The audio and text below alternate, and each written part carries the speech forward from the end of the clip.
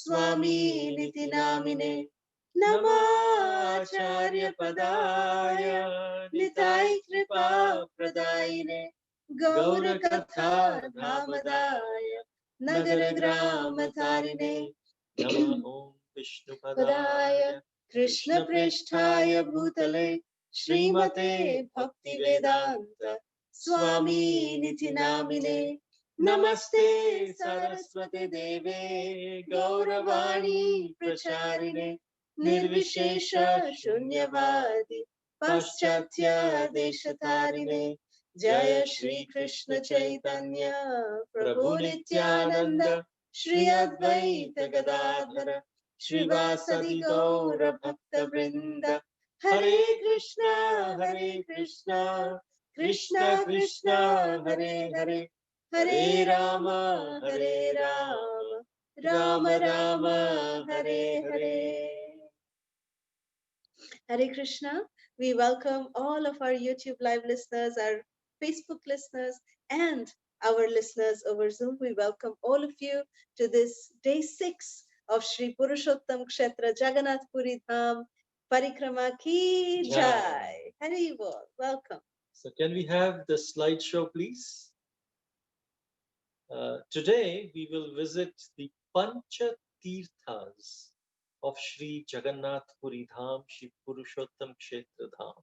So as we know, yesterday we saw that how Sri Chaitanya Mahaprabhu was brought from the Jagannath Mandir, and he, after he arrived at Jagannath Puri, Lord Chaitanya was brought into the home of Sri Sarvabhauma Bhattacharya, and there Mahaprabhu was revived by the kirtan of Sri Nityananda Prabhu and the assembled Vaishnavas. And then for 7 days and 7 nights, Mahaprabhu he was listening first, and then, of course, the transformation of Srila Sarvabhauma Bhattacharya. And that's where we concluded yesterday's session. So today we would start with Panca Tirtha. As we see, we'll go to Shweta Ganga, Markandeya Sarovar, Rohini Kunda, Indradyumna Sarovar, and Mahasamudra.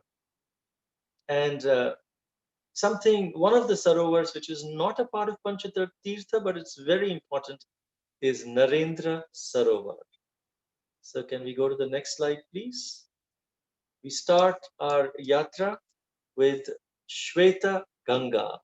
This pond of Shweta Ganga is located just opposite to the house of Sri Sarvabhauma Bhattacharya. If you can see from this angle of Shweta Ganga, we can see the Sri Jagannath Mandir and Sudarshan Chakra on top. So we pay obeisances to Sri Jagannath from here. And as you can see, the miracle of Jagannath Puri, the Sudarshan Chakra is facing us. Even from here at this angle, we can see the Sudarshan is facing us when we offer our obeisances. Jai. So in a small lane called as the Bali Shahi Road, this is one of the Pancha Tirthas of Jagannath Puri Dham. It is said in the Shastras that if one takes bath in Shweta Ganga and takes the darshan of beautiful Shweta Madhava, these names are given to King Shweta by the Lord, as he was a great devotee of Lord Jagannath. And Matsya Madhava, he'll be free from all the sins, in particular the offense of inadvertently stepping over Jagannath Prasadam. If we have ever done that by mistake, where Jagannath Prasad is there and sometimes we eat, then sometimes someone else may have dropped it, but we stepped on it. That's an offense to Jagannath Prasad. It's the Mahaprasad. It is the mercy of the Lord. Mercy means something that we do not deserve. Who gives us something that we do not deserve? Only someone who loves us. This is Jagannath's love. When we are stepping on his love, we're indicating that we really don't need his mercy. We really don't need his love. Is that what we mean? Even if we don't mean it, it is an offense. And if we have done that by taking bath in the Shweta Ganga, in our minds, let us dip into this pond of Shweta Ganga and covering our nose and ears and our eyes we take 3 dips into the Shweta Ganga. 1, 2, and 3. This is the process by which Srila Prabhupada, he taught to take a dip in the Ganga. So like this, 2 here, 2 here, 2 here, and 2 on the ear. And then you go. This is how Srila Prabhupada would take dip in the Ganga or the Jamuna, so that, you close all the doors of your face and then you dip inside. So with this, Manasa bath in Shweta Ganga is same as taking bath in the Ganga river. Next slide, please. Because many of the incidents, they prove that the Shweta Ganga is non-different from Sri Ganga Mata herself, the Ganga river in Kashi. In the Puranas, it is described as a Krishna, meaning not black. Shweta means white. Next slide, please. People here say that once a year, for a brief moment, the water of the pond turns white as milk. So Super this excellent. that's why also it's called as Shweta Ganga. Next slide. From here, after taking blessings and offering our pranams to Ganga Mata, we go to Markandeya Sarovar. So this Markandeya Sarovar is in a very, very beautiful temple, which is, next slide, please. As you can see, there's a Shiva Linga also in between this Markandeya Sarovar. And, when we take bath in the Markandeya Sarovar, we can even bathe the Shiva Linga. This is the Markandeya Mahadev temple. There's a very beautiful deity of Mahadev, Shiva Shambhu over here. And it is said that this temple is located towards the north of the Jagannath temple. And, when we take darshan over here at this temple, because the presiding deity is Shiva Shambhu, Param Vaishnav, Mahadev, it is said that Lord Mahadev, Lord Shiva, he strengthens our desire to serve Lord Jagannath. This is the potency of this particular place. And so we pray here to, Mahadev, Shiva Shambhu, to Param Vaishnav, Lord Shiva, that please, just like your faith is always like a mountain, as strong as a mountain. So please endow us with such faith towards Lord Jagannath, in the service of Lord Jagannath.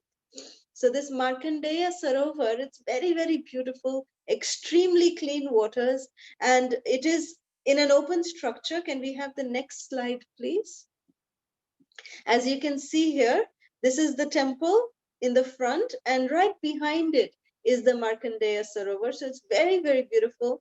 And so, we can take bath here, then take darshan of the Markandeshwara Mahadev, which gives the result of performing Rajasuya sacrifice and Ashwamedha Yajna. If we just, after taking bath in the Markandeya Sarovar, we take darshan of the Lord Shiva there, this is the result that it gives according to Padma Purana, that we get the result of performing Rajasuya sacrifice and Ashwamedha Yajna. We go to the next, the Rohini Kunda. Next slide, please. This Rohini Kunda, if you see in the backdrop, there is the Rohini Kunda where devotees are taking bath. And in the forefront, you can see the picture of where we also saw the same picture in Nilamadhava Dham, in front of the Nilamadhava temple, where the crow fell down and then arose from the pond as four-handed Vishnu form. So this is what we are seeing. So this Rohini Kunda, this is actually located right within Sri Jagannath Mandir and in front of Goddess Vimala temple. That's the Rohini Kunda. The water of this kunda is called as Karana Jal, which means that it is sprinkled by the devotees for our purification. And behind the Rohini Kund is an image of Bhushanda Kaka. This is the crow. Kaka means crow. Kaka Bhushandi or Bhushanda Kaka. Actually, this Bhushanda, he fell into the tank and then he got transformed into a form of Vishnu with 4 hands holding Shankha, Chakra, Gada, Padma, conch shell, wheel, lotus, and a mace. This Rohini Kunda is actually in the naval portion, is situated at the naval portion of Purushottam Kshetra, of this Shankha Kshetra, Jagannath Puri Dham, Purushottam Kshetra. This is the navel of that Shankha, where these waters of Rohini Kunda is there. That during the time of annihilation, there is partial annihilation after a day of Brahma, and then after a day of Brahma, and there's a complete annihilation after Brahma's lifetime. But during the time of annihilation, these waters, the waters of the annihilation, where do they originate from? You don't have to guess anything else. They originate from Rohini Kunda. And after annihilation, where does the water of annihilation go back into? It's back into Rohini Kunda. According to some Puranas, the Daru Brahma, who first appeared, Jagannath, Baldev, Subhadra, Daru Brahma, they appeared from Rohini Kunda. Some of the Puranas say that. So this is the glory of Rohini Kunda. From here, we go to the next slide, please. This is another view of Rohini Kunda. It is said that this Kaka Bhushandi, who attained the four-handed form by jumping into this Rohini Kunda, the same pictures are there at the entrance of this Rohini Kunda. So we let's take dips of water. We take the dip with our nose, eyes, and ears closed, and we do one dip. Jai Shri Rohini Kunda ki Jai. And the third dip. Jai Srila Prabhupada ki Jai. So sometimes this can be really mind-boggling. That how can this be that the waters of the annihilation emanate from this small kunda? In fact, this kunda is getting smaller and smaller day by day, actually. If you visit Jagannath Puri temple, this kunda is very small. So how is it that the waters of the annihilation are coming from this kunda? And it's entering also at the end into this kunda. This is the verdict of the Padma Purana, that this is what happens. So we understand that nothing is impossible, that this place of Jagannath Puri Dham is actually an eternal Dham. It does not get affected by the annihilation. So this is how we must understand these different leelas and not doubt that how is this possible? Because sometimes some things are impossible to even believe, even to fathom with our blunt senses. Our blunt senses cannot even fathom the fact that Lord Jagannath is still today performing such miraculous pastimes every single moment of the day. Lord Jagannath is performing Leela after Leela after Leela. He's reciprocating sweetly with so many devotees. He is doing that. We may not be aware of it, but the Lord is doing such Leelas. So it is based on Ye yatha mam prapadyante tam tathaiva bhajamya. That as all surrender unto Krishna, Krishna will reward them accordingly. So these are things that we must have, when we see these things, see these special Leela Sthalis, special Leela places, when these pastimes are revealed to us by our spiritual masters, our teachers, our gurus, and then when we repeat it, we must repeat it with that full conviction that yes, this is the supreme absolute truth. So next slide, please. Now, after Rohini Kunda, we come to this very, very, very, very important Sarovar, which is the Indradyumna Sarovar. This Indradyumna Sarovar is the fourth of the Panca Tirtha. Panca Tirtha means 5 Tirthas. So this is the fourth one. This is Indradyumna Sarovar. So the Indradyumna Sarovar, this is the entrance to the Indradyumna Sarovar. This is a beautiful temple, very, very beautiful temple.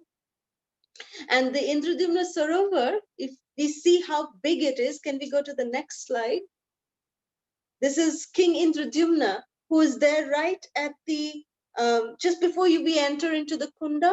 On our left-hand side, we can see a beautiful deity of Maharaj Indradyumna, who actually made this Kunda for the performance of Abhishek. Water of from here actually goes for the cleansing of the Gundicha temple. It goes for the bathing of the Lord Jagannath. So very, very special Kunda. So next slide, please. We take blessings from Indradyumna Maharaj. So Indradyumna Sarovar is said to be, can we go to the next slide? We'll come back to this slide again. Next slide, please. Next one. Oops, I think we have again missed that slide. Okay, let's go back. All right. Okay, let's stay here. Thank you. So the Indradyumna Sarovar is spread over 5 acres of land, which is very near Gundicha temple. And here in this area, it is said that King Indradyumna first came and performed. He performed 1,000 Ashwamedha Yagyas. And during which thousands and thousands of cows were donated to the Brahmanas. So these cows are said to have stood at this very place, and their hooves created holes in the earth, creating one large, area, this area.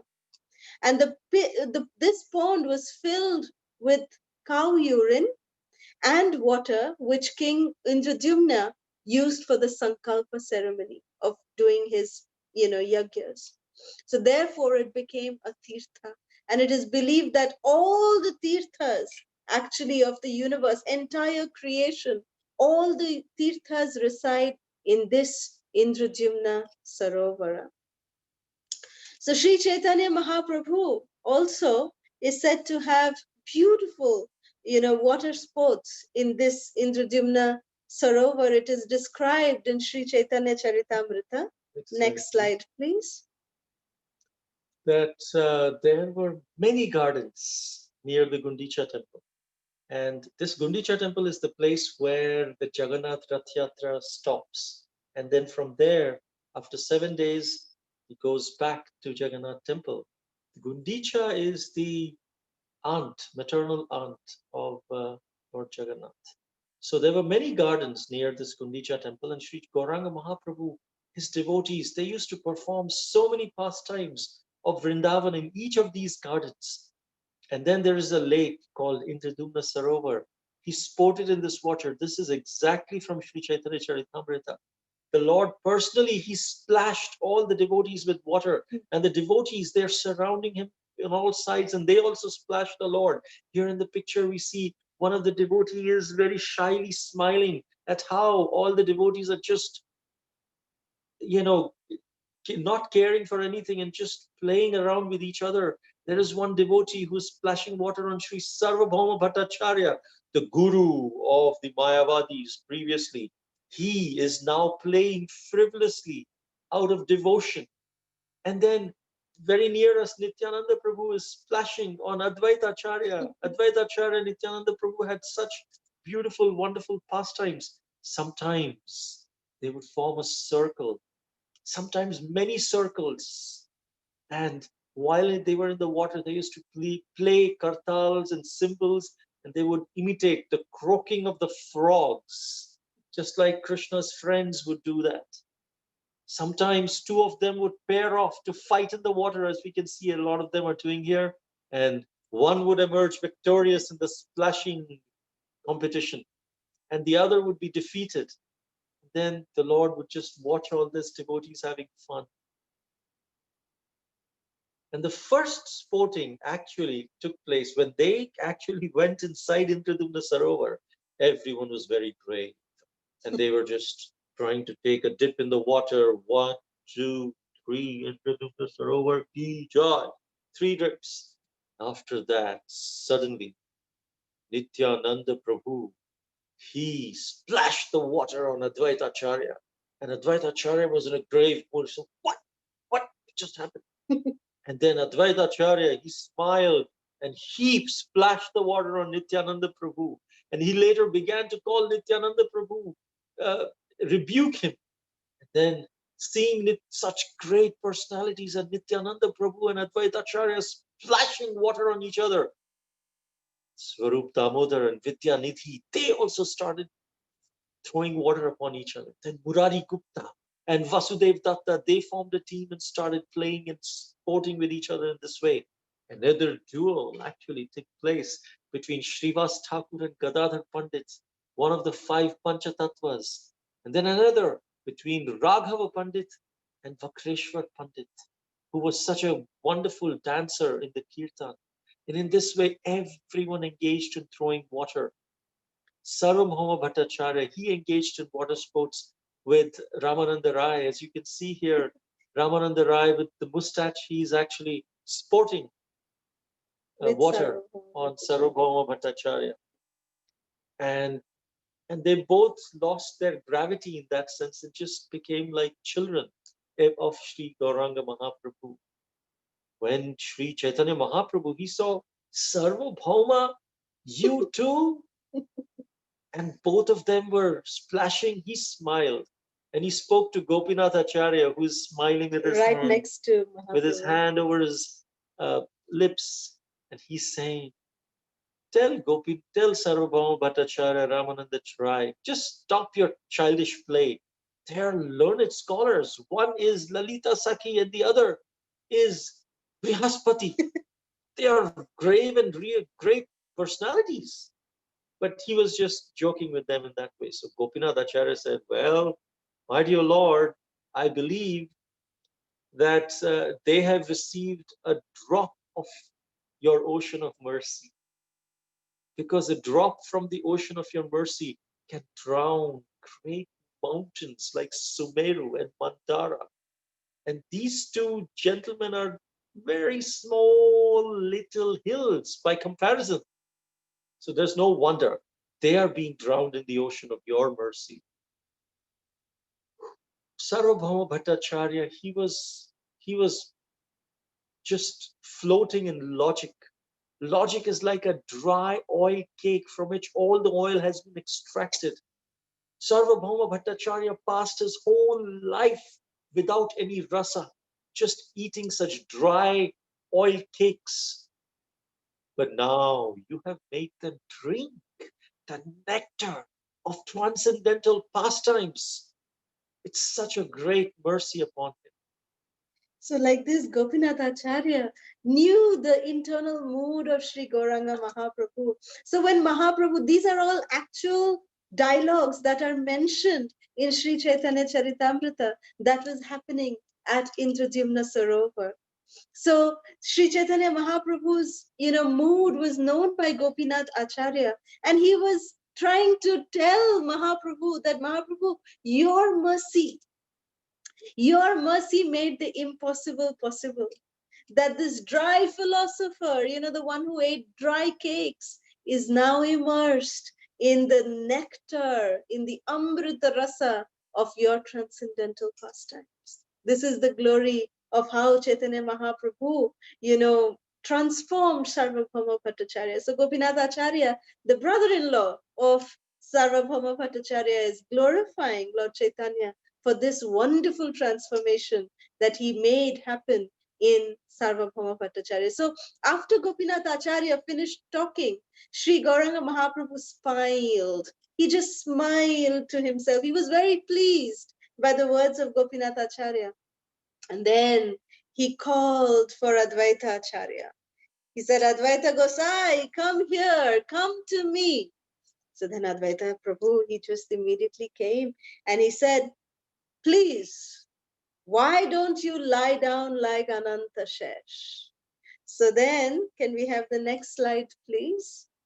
So Lord Chaitanya made Advaita Acharya Prabhu lie down like Ananta Shesh, and Lord Chaitanya lay down on Advaita Acharya, and Advaita Acharya started swimming all over Indradyumna Sarovar.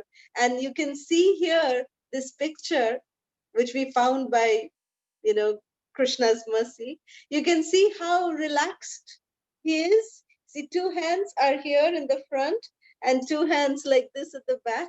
So this way it is said that Lord Chaitanya enjoyed beautiful, beautiful pastimes. Do you Because know why he called Advaita Acharya to become the Shesha? It's because Advaita Acharya is an incarnation of Mahavishnu and Sadashiva combined, Sankarshan. so that is why Advaita Acharya was called. And then Lord Chaitanya just lay down on him. And then they were sporting around, going around and round and round. Advaita Acharya was swimming all over, the Indradyumna Sarovar, taking Mahaprabhu on his lap. And he was going around and round and round. So this is the beautiful pastime that happened at, Indradyumna Sarovar. Lord Chaitanya became Shesha Sayi, as this form, and this manifestation is called as Shesha Sayi. Shesha means Ananta Shesha. Sayi means the one who lies down. So the Lord who lies down on the bed of Ananta is called as Shesha Sayi Bhagavan Ki Jai. There is also in the Brajamandal Parikrama, we'll go to a place called Sheshashai. And this place is a reminiscence of the same pastime. Jai. Next So, slide, please. next slide, please. Now we come to the last of the Pancha Tirtha, which is the Maha Samudra. It is said this Maha Tirtha or this Maha Samudra, it's also called as Mahodadhi, which is the great ocean. Mahodadhi means great ocean. So it is said that just like the Ganga and the Jamuna, the ocean at Jagannath Puri Dham is an extremely purifying sacred place of pilgrimage. Why? Because Sri Gauranga Mahaprabhu used to, sport in the waters of this particular ocean. And it is also said, that's why, it's called as Tirtharaj. Samudra is called as Tirtharaj, mainly due to the fact, it is mainly due to this fact that, Lord Jagannath's Daru, the log, came floating here in this sea. You remember when we were seeing Nila Madhava, over there we saw the ocean that came in, that the logs came floating there. So it is this ocean which has the good fortune of carrying the logs of Lord Jagannath. And also we will see that Sri Gauranga Mahaprabhu declared that Aaj theke Samudra ek Mahatirtha hoilo, which means that from today, this ocean has become a Mahatirtha. This is the declaration of Sri Gauranga Mahaprabhu, because Mahaprabhu personally bathed the transcendental body of Sri Haridas Thakur. So we will describe more of that pastime in a couple of days of Srila Haridas Thakur. But that reason also, this Samudra is considered to be the Pancha, the fifth Tirtha of this Jagannath Puri Dham. So every day Sri Gauranga Mahaprabhu, next slide please. Every day Sri Gauranga Mahaprabhu would take bath in this ocean, and he would just immerse himself. Whenever he would take bath in the ocean, he would just, he would go almost very, very, really far away. Lord Chaitanya would go, and then he would just, immerse himself in the ocean. He would remember the oceanic transcendental mercy of Lord Jagannath, which is like, Karuna Sindhu, the ocean of mercy of Lord Jagannath. Next slide, please. So like this, Lord Chaitanya would sport in the ocean of the Jagannath Puri Dham. So next slide, please. This was the end of the Pancha Tirtha. But as we said in the beginning, that we are also going to discuss one more Sarovara, which is very, very important, and very specific leelas are manifested here. It's called as the Narendra Sarovara. So this Narendra Sarovar, it's situated in the northeast side of Jagannath Temple, next to the Jagannath Vallabha Gardens, where Lord Chaitanya went to take rest after Rath Yatra, and then Sri King Prataparudra came there, received the mercy. So this Jagannath Vallabha Gardens, right next to it is the Narendra Sarovar. When we walk along the grand road The Grand Road is the road where the Rath Yatra is actually takes place towards Gundicha temple. It is on our left hand side. This pond is also known as Chandan Puku because Chandan Yatra of Lord Jagannath takes place here.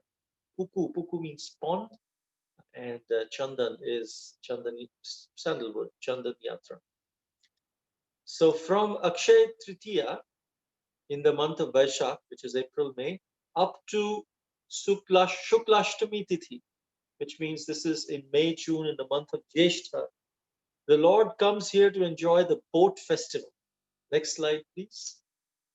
In fact, the Vijaya Vigraha of the Lord, of Lord Jagannath, Sri Madan Mohan is the Utsav Vigraha, Vijaya Vigraha of Lord Jagannath, along with Lokanath Mahadev and other deities, all enjoy a daily procession and boat ride during the Chandan Yatra. During the summertime, the Lord is full of Chandan, and then he's also taken around for a boat festival. And the same thing actually we see in Sri Mayapur Dham as well. Sri Radha Madhava, they have boat festival like that. But here also, every day in summer, the Lord comes out. Then this actually, Narendra Sarovar is 873 feet long and 743 feet wide. This was actually created during the 13th century. This didn't exist all the time. But this was by a king called Narendra Mahapatra. Narendra Mahapatra. That's why it's called Narendra Sarovar.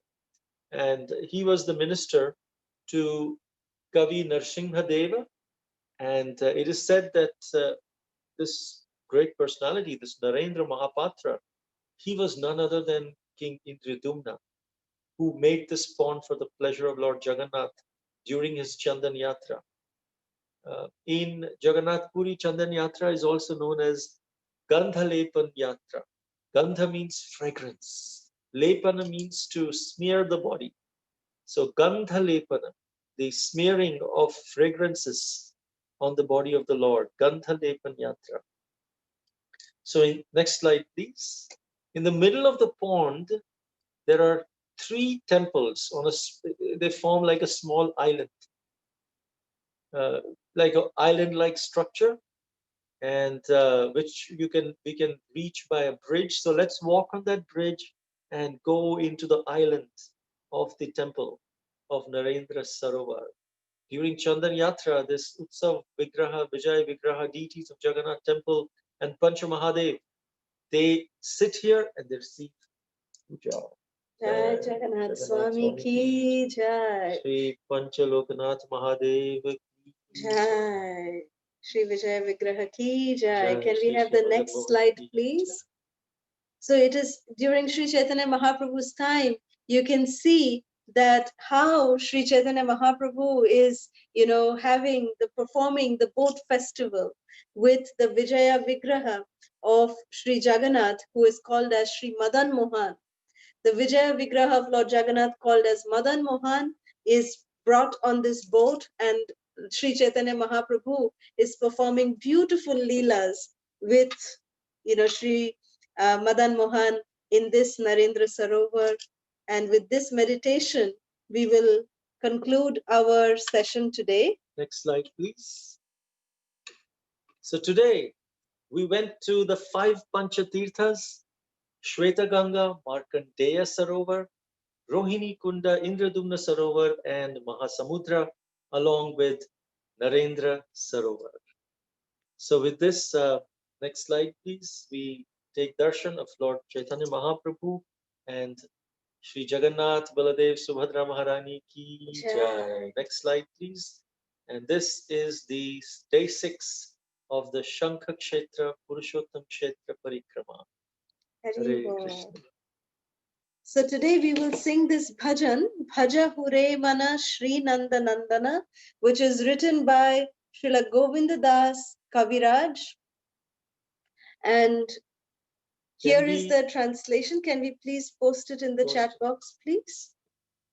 So today we went to different sarovars and then the Mahasamudra, and so therefore we thought we should sing something which signifies the Sagara, the Bhava Sagara, cross over the ocean. Bhaja Hure Mana, Shri Nanda Nandana, Abhaya Charanara Vindare, that please allow us to Bhava Sindhu, cross this Bhava Sindhu. So, translation, first verse, O mind, just worship the lotus feet of son of Nanda, which make one fearless. Having obtained this rare human birth, cross over this ocean of worldly existence through the association of saintly persons.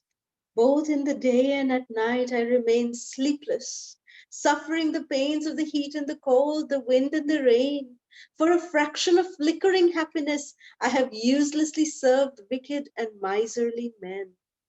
What assurance of real happiness is there in all of one's wealth or youthfulness, sons, family members?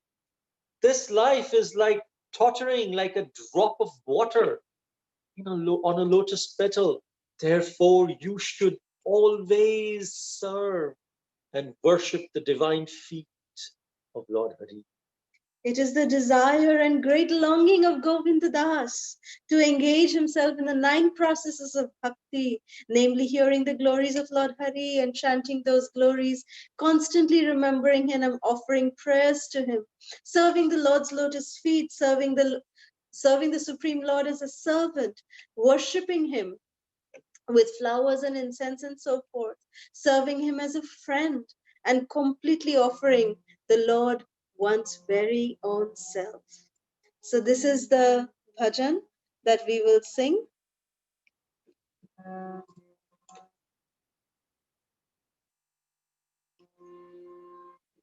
Bhajan Mana Shri Nanda Nandana Abhaya Charanara Vindare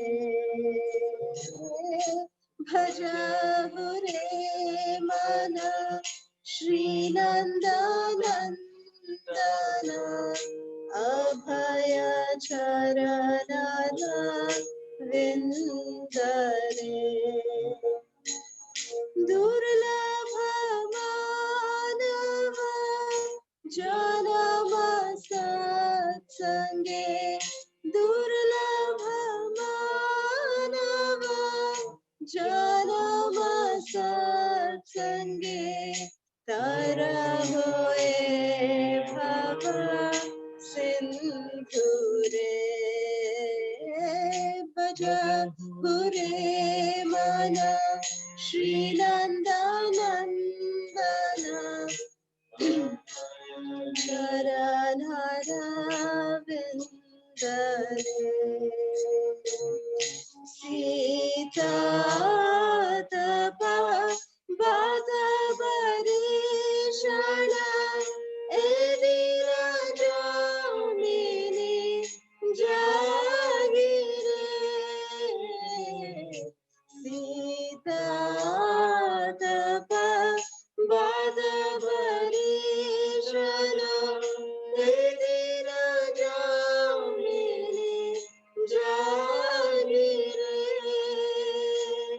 Bifale Sevino Kripala Durajana Bifale Sevino Kripala Durajana Chapala Suthalava Lagire Bhaja Mana Shri Nanda Nandana Abhaya Charanara Vindare Edhana Yauvana Putra Parijana Ithe Kiyache Para Tidire Edhana Yauvana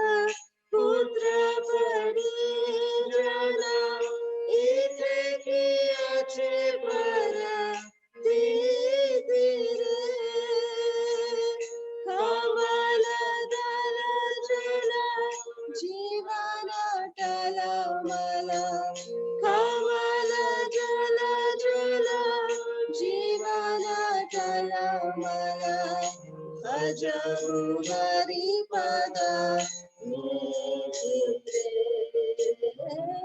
Bhajahu Re Mana Shri Nandanandana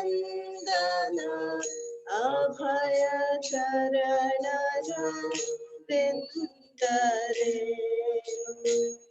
Shravana Kirtana Smarana Vandana Pada Srivana Dasya Shravana Kirtana Smarana Vandana Pada Srivana Dasya Pujana Sakhi Jana Atmani Vedana Pujana Sakhi Jana Atmani Vedana Govinda Dasami Lashare Bhajamune Mana Shri Nandanandana Abhaya Charanara Vindare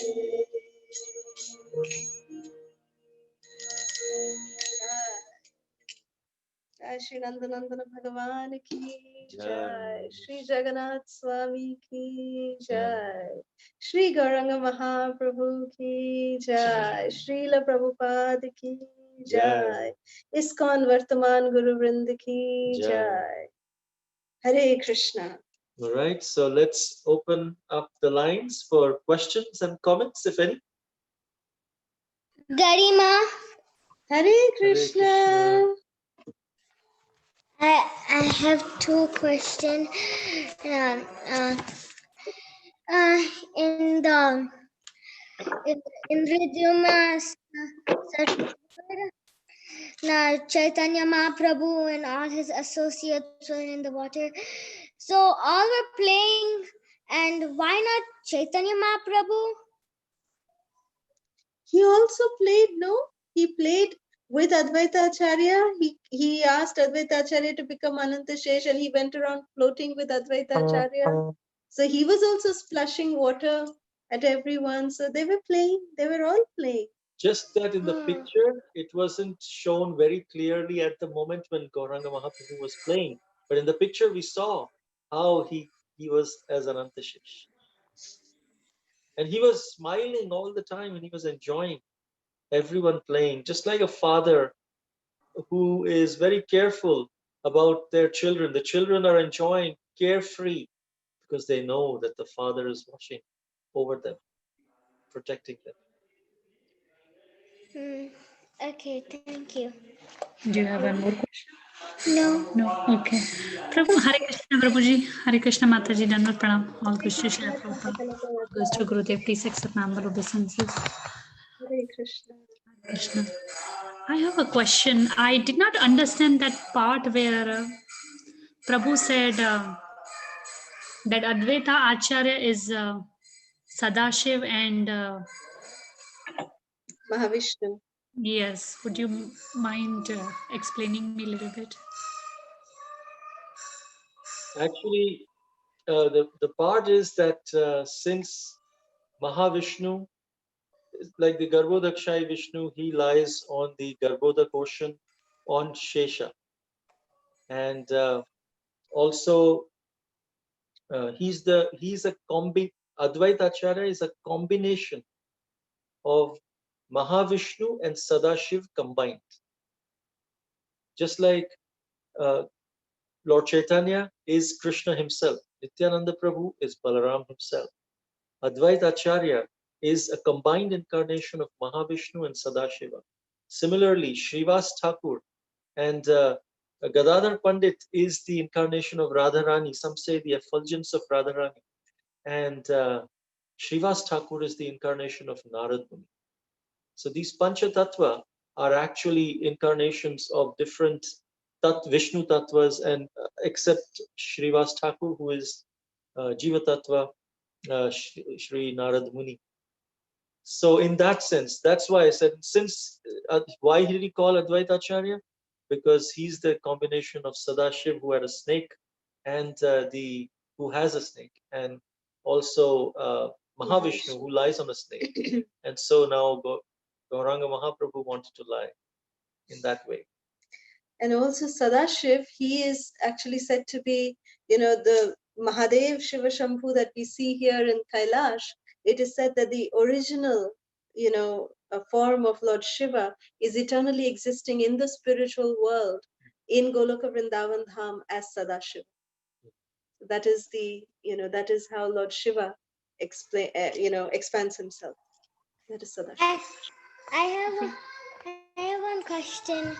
Yes.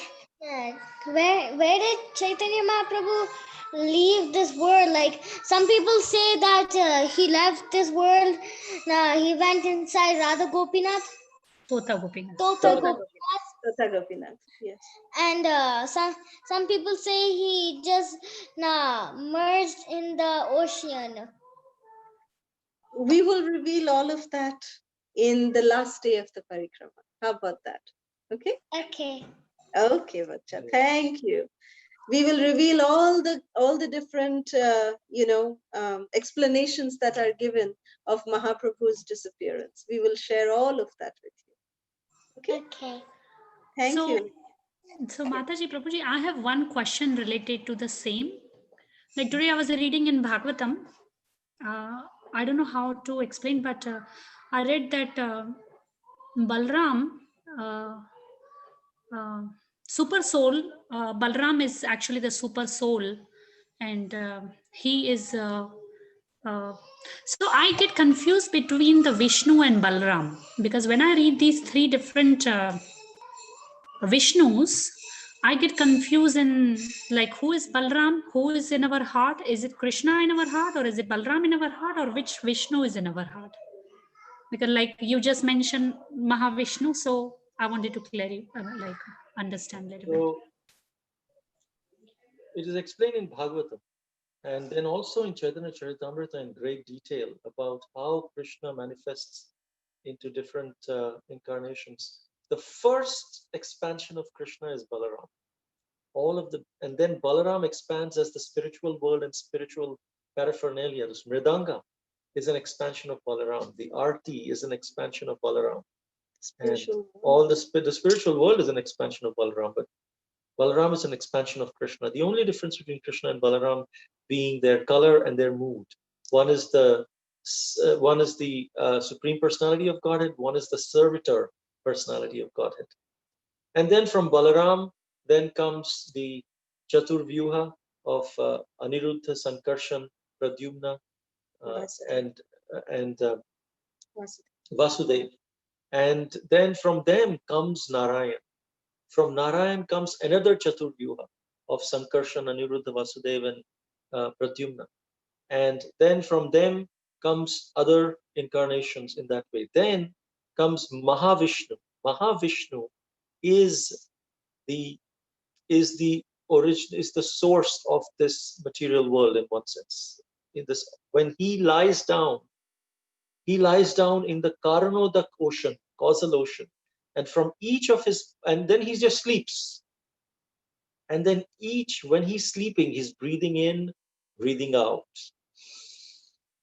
When he's breathing out, then from his pores, bubbles come out, which are in the form of universes. Just like when we sleep, the sweat comes out. So each universe comes out from each pore of Mahavishnu. And this universe is having his sweat, which is the Garbhodha Kosha. Each universe, each bubble will have the sweat of Mahavishnu as well, which is the Garbhodha Kosha. Then Mahavishnu expands into each of these bubbles and universes from his pores as Garbhodakshayi Vishnu, meaning the Vishnu who is lying on the Garbhodha Kosha.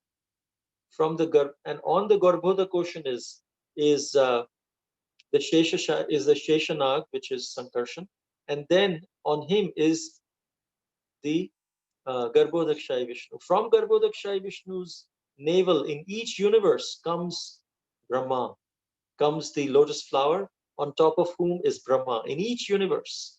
And there are 16-headed Brahmas, 4-headed Brahmas, 32-headed Brahmas, 1,000-headed Brahmas. Our universe has 4-headed Brahma, but there are It's a many small other. one. Yeah, many. Based on the size of the universes, Brahmas have that many heads. And then Garbhodakshai Vishnu, which is an expansion of Mahavishnu. That Garbhodakshai Vishnu expands into each and every atom of their particular universe and the space between the atom also. And as Kshirodakshai Vishnu, that Kshirodakshai Vishnu is the Paramatma within the heart. So it is an expansion of Mahavishnu and a direct expansion of Kshirodakshai, of Garbhodakshai Vishnu. Garbha Udaka Shai. Garbha means abdomen, meaning womb. So Garbha Udaka Shai Vishnu, from his womb, there's the umbilical cord of the lotus stem on which Lord Brahma comes. That's why it's called the Garbhodakshai Vishnu, who comes from Mahavishnu, who is lying on the causal ocean, which is called the Karanodakshai Vishnu, the root cause of all causes of all the universes. He's called Mahavishnu or Karanodakshai Vishnu, meaning he's the cause of everything. So in the material world, from the material point of view.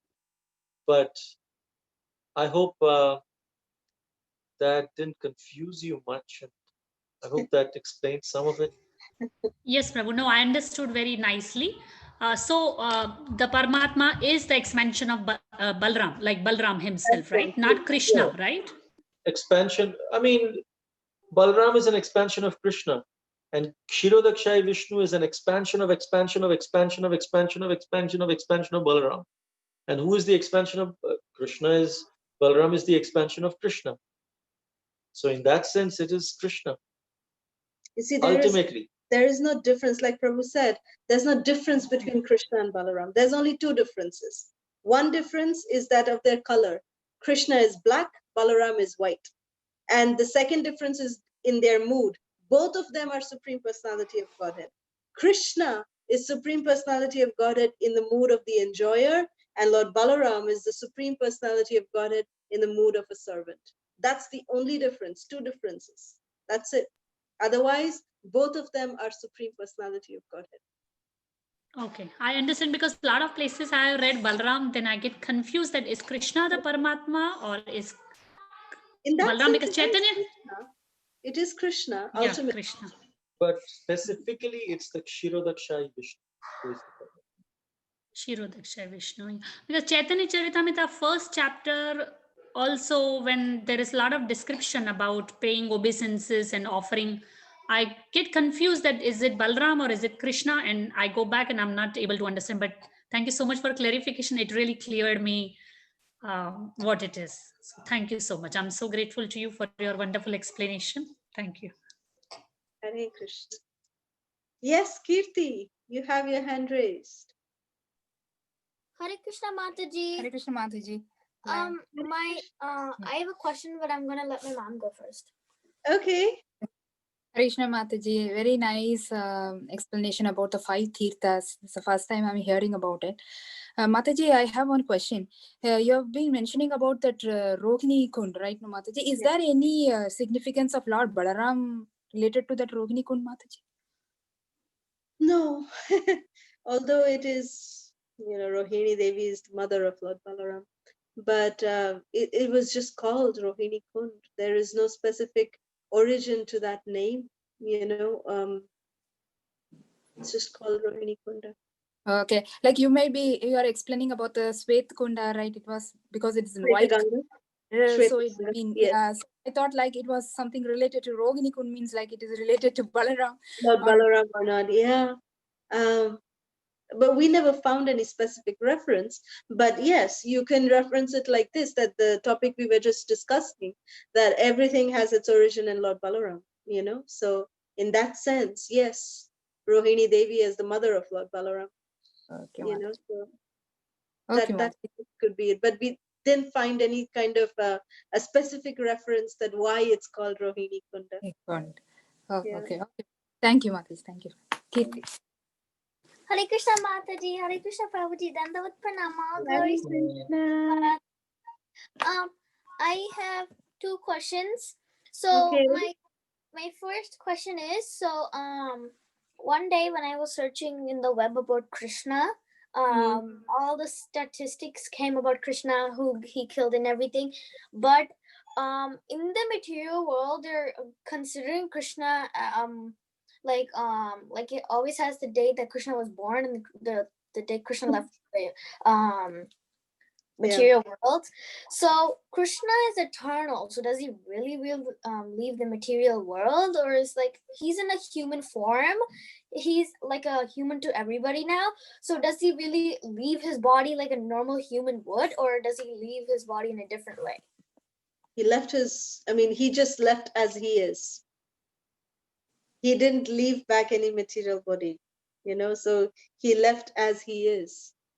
He just went back because Krishna's body is not material, it is transcendental.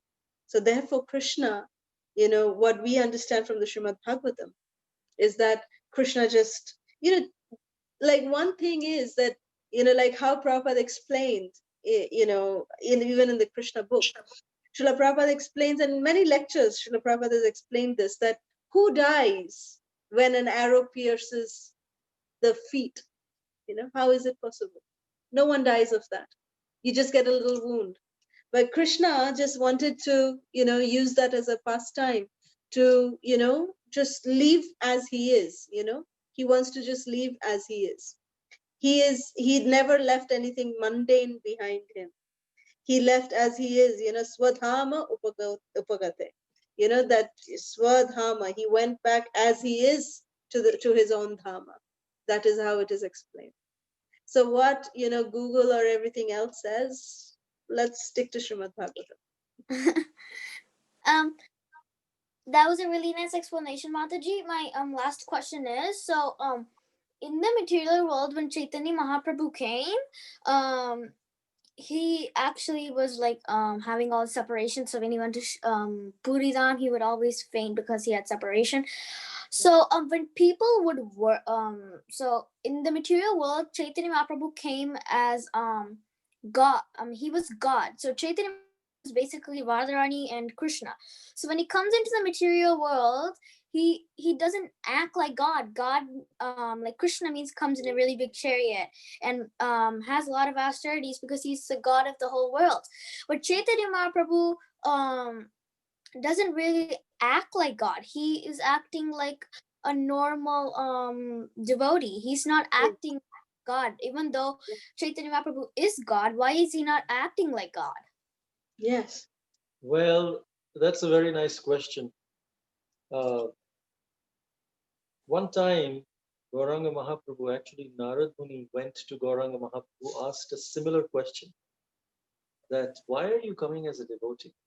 And of course, there are many external reasons, internal reasons of Lord Chaitanya appearing like that. But one of the times he said, because in Kali Yuga, the main quality is enviousness. Everyone is very envious. So in other yugas, Krishna can come as himself, and because there is some piety left, there is some austerity, mercy, cleanliness, truthfulness, so people accept, oh, this is Krishna. But the symptoms of Kali Yuga were seen towards the end of Dwapar Yuga, when even when Krishna was present, Duryodhan was not willing to accept him as the Supreme Personality of Godhead. He thought he's just a magician. Why? Because of his envy. And there is worse envy in the people of Kali Yuga than it was in Duryodhan. And so even if God comes right here, Krishna appears in front of us, there are people are so envious. They will just say, oh, the scientists will say, let's take him, do some analysis and see what is he composed up of. And oh, he's just maybe come from a drama company, he's just wearing this thing. Or they'll try to find some fault or the other because they don't want to accept that Krishna is the Supreme Personality of Godhead. They want to become, out of enviousness, they want to become like the person that they admire, rather than be the servant of that person. Real non-enviousness is, oh, this person has such wonderful qualities. I would like to serve him. And through service, those qualities get transferred. But here, there's people are so envious, they want to take that position. Okay, he's there. Now I know he is the position that I want, the position of God. Let me try to kill him and come. Of course, no one can kill Krishna, but all these things will happen. So Mahaprabhu said, therefore, I will come as a devotee. You want to compete with me out of enviousness? Become a devotee like me. Rather than becoming God, if he comes as God, everyone would want to become God. Hey, I want to become God like him. But then he said, okay, you want to become like me? I'll come as a devotee. Now you become like me. Out of enviousness also, we will try to become like Lord Chaitanya in one sense, and dance and chant like that. So that is one of the tricks of Sri Gauranga Mahaprabhu, that he's coming as a devotee in this envious Kali Yuga with hypocrisy and quarrel because of enviousness. And in other yugas, he comes because people will accept him. And also another point is that which Srila Prabhupada said is that Sri Chaitanya Mahaprabhu was setting the standard of a devotee, like Prabhu explained. That, and if being a devotee, in the role of a devotee, if Mahaprabhu is, openly declaring that, yes, I am the Supreme Personality of Godhead, then guess what? Everyone else will do that also. They will also say, oh, if I'm chanting and dancing, if I have this, if I have that ecstasy, even I am as good as God. That is the worst problem in this Kali Yuga. So therefore, Lord Chaitanya, whenever anyone would call him, you are Vishnu, you are the Supreme Personality of Godhead, Lord Chaitanya would say, Hari, Hari, Hari, Hari, Hari, Hari, Hari, Hari, and he would run away. He would run away.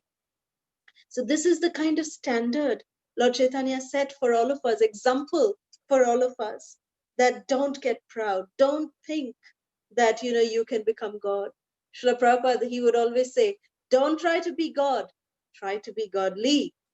And that is what Sri Chaitanya Mahaprabhu has come to give, trying to be godly. Yes, thank you. Hare Krishna. Thank you, Bacha. Hari Bol. So we have a question here from Shama Vallabhi Mataji. Hare Krishna. Prabhuji Mataji, Hare Krishna. Does Rohini Kund exist today as we see it in the photograph? Where do we find it?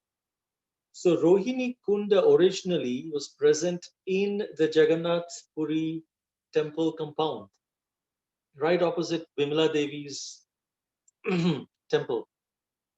Now in 2007, it went into disrepair.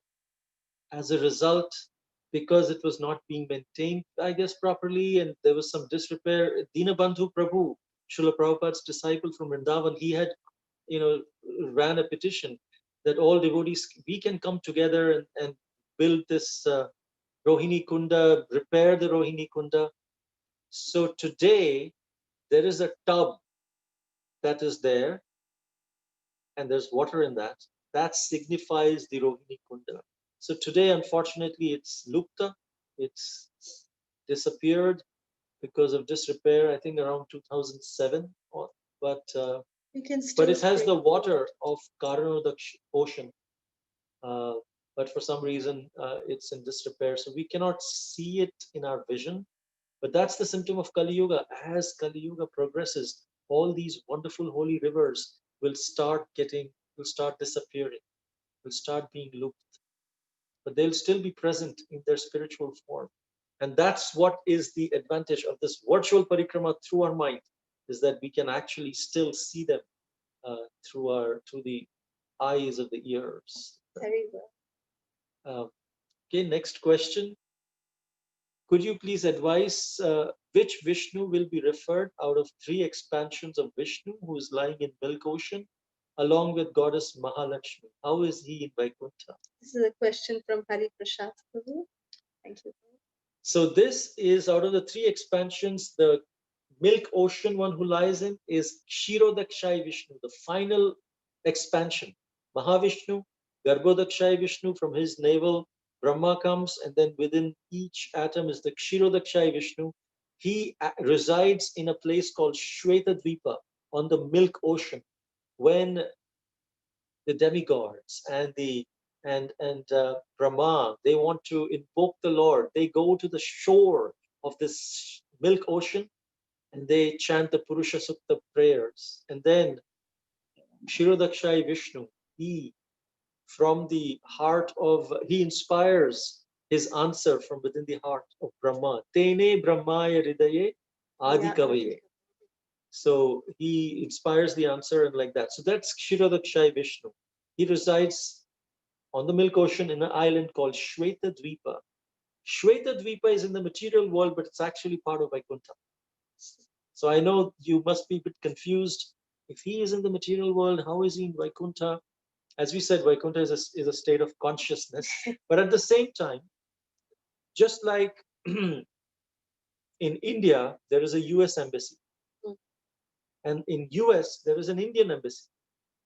So if in India, there is a small embassy, there's a small place within India where the rules of India don't apply, the rules of US apply. Or if you see in US, there is an Indian embassy, the rules of US don't apply. They apply all around. But the rules of India apply in that Indian embassy in US. So even though Shweta Dweep is in the material world, it's like the Vaikuntha embassy. So the rules of Vaikuntha apply in that material world, that Shweta Dweepa. So it is in Vaikuntha, but in the location of the material world. I hope that answers your question in one sense. Very well. Hare Krishna. Thank you. Thank you for your beautiful question. Any other questions? Okay. If not, we can end our session here if there's no more questions or comments. We thank you all very much. We look forward to seeing you all tomorrow, where we are going to explore further into Sri Jagannath Puri Dham, where we will go to Gambhira and to some very, very special exotic places. So please do join us while we explore and dive into the nectar of Sri Jagannath Puri Dham. Jai Jagannath Swami ki jai. Mahaprabhu ki jai. Advaita Chandra Prabhu